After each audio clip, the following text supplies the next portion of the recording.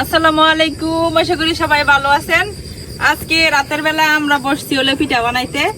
তো এখন কিন্তু হালকা হালকা ঠান্ডা, মানে সারাদিন বৃষ্টির পরে ওয়েদারটা অনেক সুন্দর। তো এই সময়ে কিন্তু পিঠা খাইতে বেশি ভালো লাগে। আর সামনে শীত আইতেছে, শীতের সময় কিন্তু আমরা প্রত্যেক দিন রাতে পিঠা বানাই। তো আজকে মন চাইলো যে মিষ্টি জাতীয় কিছু খাই। তো আমরা এলাকায় একটা বিখ্যাত পিঠা আছে, যেটারে আমরা বলি তেলের পিঠা, আবার অনেকে এটারে মালপোয়াও বলে। তো আজকে বানাই মূলত তেলের পিঠা, একদম ডেকি থেকে কুটা চালের গুঁড়া দিয়া। এই চালের গুঁড়াটা এই যে দেখেন, ভিজা চালের গুঁড়া, এটা কিছুক্ষণ আগেই আমরা ডেকে থেকে কুটে আনছি। এখন এই চালের গুঁড়াটা দিয়ে আমরা পিঠা বানাই। এদিক দিয়ে আমি চুলা ধরাই নিতেছি, চিনিটা গরম পানি করে গুলাইতে হইব, তো এই জন্য আগে চুলা ধরাই নিতেছি। যে চিনি দেখেন, চিনি গুলা কি বড় বড়, এগুলা কিন্তু ইন্ডিয়ান চিনি। মানে আমরা এদিকে সবাই ইন্ডিয়ার চিনিটাই আমরা খাই, কারণ ইন্ডিয়ার চিনিটা একটু সস্তা আমরা এদিকে, আর বাংলাদেশি চিনিটা একটু দাম বেশি।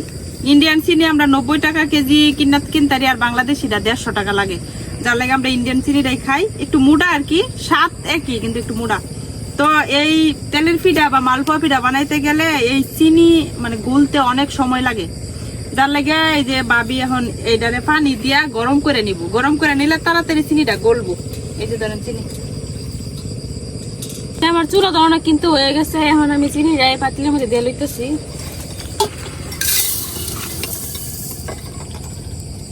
এখন পানি দিয়ে লইতেছি।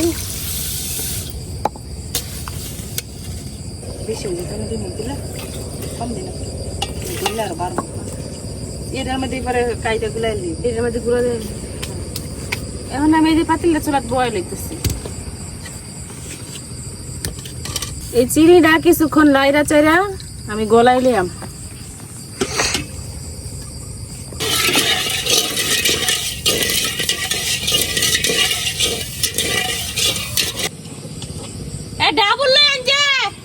এই যে আমার চিনিটা কিন্তু গইলা গেছে, এখন এটা আমি নামাই নিতেছি।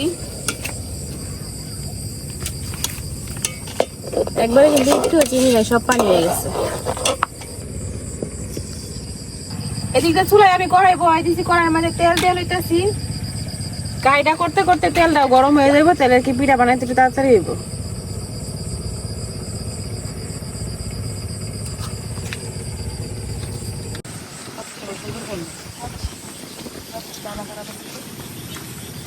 পানি দিয়ে যে চিনিটা গুলে রাখছি, এই পানির মধ্যে এখন আমি এই যে চালের গুঁড়া গুলা দিয়ে লইতেছি। অল্প অল্প চালের গুঁড়া দিয়ে একটা কাই বানাইলাম।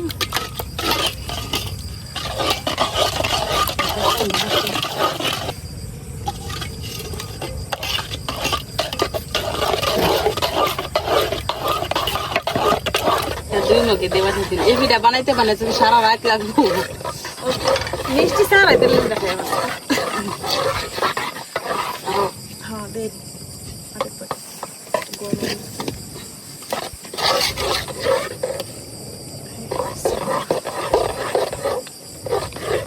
এই যে এখন যে কাইটা বানাই নিতেছে, কায়ের মধ্যে দেওয়া যাবে লবণ।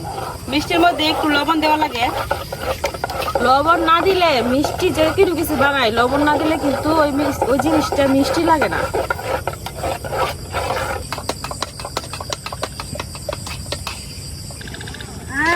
গায়ে গুলতে গুলতে রাত 12টা বাজাই লেতেছি, পিঠা মালা বানাই। এই যে এটারে আমরা কই ডাবুর, আগে নারিকেল দিয়া কিন্তু যে বানাইতো নারিকেলের খোলসটা দিয়া। তো এখন আর নারিকেল দিয়া মানুষ কষ্ট করে বানায় না, এখন প্লাস্টিকের এগুলো কিনে আনে। তো এই ডাবুর আপনারা কার এলাকায় কিনে মেটা কমেন্টে জানাই যে। এই যে এদিক দিয়ে আমার কাইটাও কিন্তু গুলো হয়ে গেছে। প্রথম যে ফিরাটা হয়েছে, এই ফিরার আমরা ফালাই দিলাম। এটা হইলো এই ফিরাটা ফালাই দিতেছি। এটা আগের দিনে মানুষে কয় যে তেলের ফিরা বাজা ফুরা জিনিস রাতের বেলা বানাইলে নাকি শয়তানটা দেওয়া লাগে। তো যদিও আমরা এটি বিশ্বাস করি না, এখন তারপরও দিই।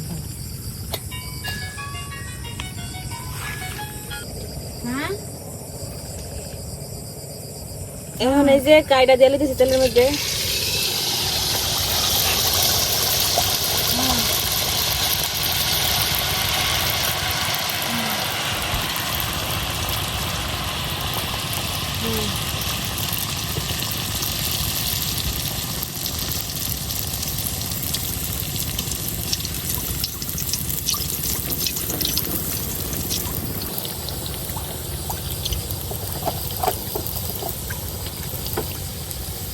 মাশাআল্লাহ অনেক সুন্দর হয়েছে।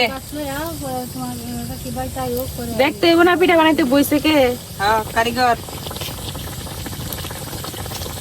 আগের দিনে গুড় দিয়ে বানাইতো পিঠা, লাল হইতো আর খাইতে অনেক মজা হইতো। আর এখনের পিঠা তো গুড় তেমন ভালো গুড় পাওয়া যায় না, গুড়ের মধ্যে ময়দা মিশাতে থাকে। এর লেগে এই যে সাদা চিনি দিয়ে বানাইলে পিঠা হয়ে যায় সাদা। এই যে আমার এই পিঠাটা কিন্তু হয়ে গেছে, মানে নামাই নিতেছি।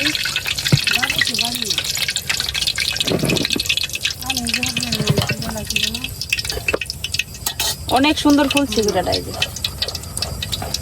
খুব বড়। যেমন আরেকটা পিঠা দিলে নিতেছি। এই পিঠার যে কায়দা, এই কায়দা যদি ঠিক মতো বানানি হয় তাইলে কিন্তু এমনি ফুলে, কোনো বেকিং পাউডার সুডা এগুলো দেওয়া লাগে না। আর ময়দাটা দেখো কোনো কিছু না, শুধুমাত্র চালের গুঁড়া দিয়া এই পিঠা খাইতে অনেক মজা হয় চালের গুঁড়া দিয়া। পিঠাটা যখন অল্প একটু ফুললে উঠবো তখন উপরে দিয়ে এবার তেল দিয়ে দিলে পিঠাটা আরো বেশি ফুললে ওঠে, পুরীর মতো। আগে যখন তেলে পিঠা বানাইতো তখন মানুষে কইতো যে সবাই সামনে আইতে দিত না, মানে অনেকের চোখ লাগলে নাকি ফুলে না। কতটা সত্য কথাটা জানি না। তো পিঠা বানানোর সময় টুলাপান কাউরের সামনে যাইবার দিত না। পিঠা বানানো শেষ হলে তারপরে সবাই যায় খাইতাম, কিন্তু আগে দেখলে নাকি পিঠা ফুলতো না।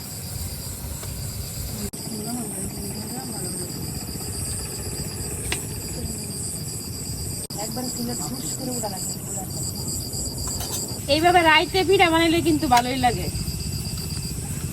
এখন কিন্তু একটু গরম নাই, সারাদিন যে কি গরম গেছে এখন কোনো খুঁজি পাওয়া যাইতেছে না। একটা সুন্দর বাতাস বইতেছে আর ঠান্ডা ঠান্ডা পরিবেশে পিঠা। আর গ্রামাঞ্চলে সবাই রাতের বেলায় পিঠা বানায়, দিনের বেলা সব কাজ কাম কইরা রাতের বেলায় পিঠা বানাইতে পারে। এরকম কাঠি বানাই লইলে আগের মতো টুকরা কাঠি খালি মিটাইয়া।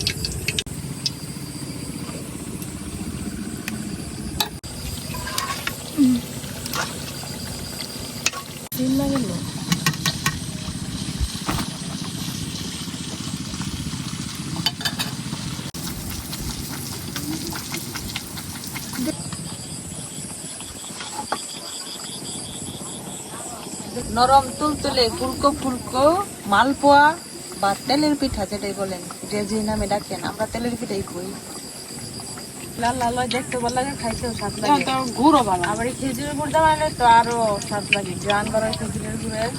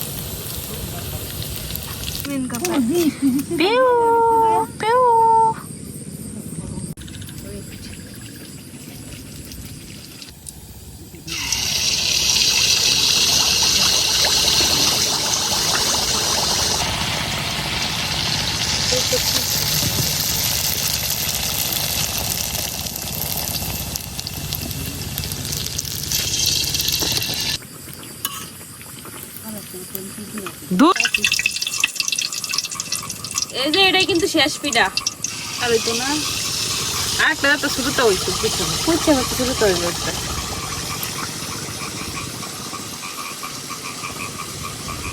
এই যে পাতিলটা পুচ্চা মুচ্চা যেটা লইছি এখন শেষ। এখন আবার ডাউল দিয়ে হচ্ছে মুখে দিই পিঠা দিলে অনেকক্ষণ ধরে বয়ে দিচ্ছি, কিন্তু খাওয়া সাহস পাইতেছি না।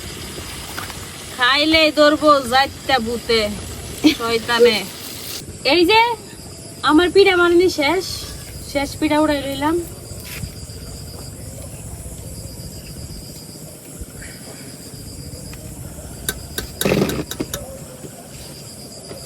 এক বাটি জায়গায় নাই, গেলে তো শেষ।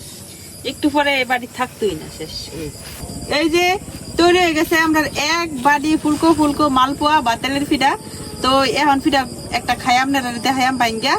তো রাত হয়ে গেছে অনেকটাই, এসারে রাজানো দেয়া দিতেছে। এই যে দেখেন একদম চালের গুঁড়া দিয়ে বানানো হয়েছে পিঠাগুলা, কি সুন্দর, ভিতরটা লগা একদম নরম সফট। এই যে পিঠার গন্ধে মেয়ে মানে পড়ছে। এবার তোলো।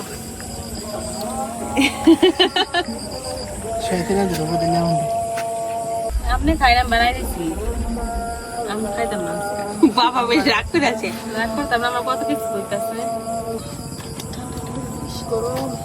বানাই দিছি খাইতো, এখন একলা খাইতো না, আমিও খাইতাম। শয়তানে দললে দুজন একলা খাইতো। পরে চোখ লাগতো আমার। মরলে লইয়া মরে যে আমার।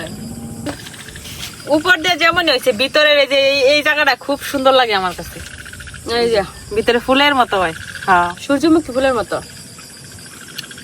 পিঠাগুলো কিন্তু অনেক মজা হয়েছে, যেমন নরম হয়েছে এমন মিষ্টি হয়েছে।